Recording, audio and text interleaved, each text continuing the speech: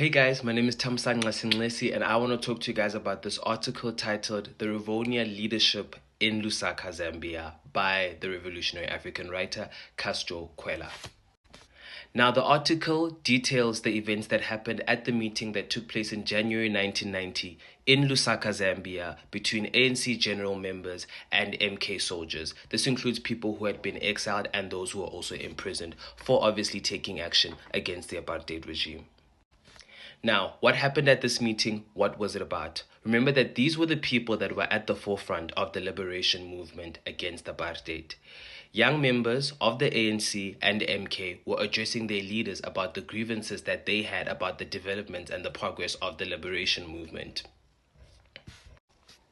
Now, the main conflict between the young trained MK soldiers and their leaders of the MK and the ANC was the fact that they felt that their leadership was not allowing them to go back to South Africa and fight for what was right and fight for what they believed in. Instead, they were stationed in the countries in which they received training, and they felt like that wasn't fair, and they wanted to go back to South Africa and prove themselves.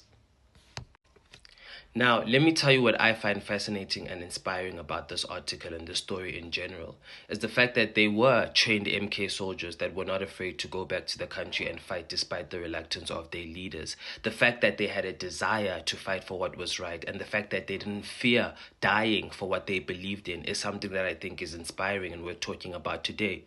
Do we feel like we still have that energy today? Do we feel like we still have people within organizations like the ANC and MK and EFF and any other liberation movement that is trying to fight for the National Democratic Revolution? Do we feel like there's people in those spaces that would still die and take it to the lengths that these people were willing to take it to in order to fight for our freedom and in order to fight for our liberation, economically, politically, and socially?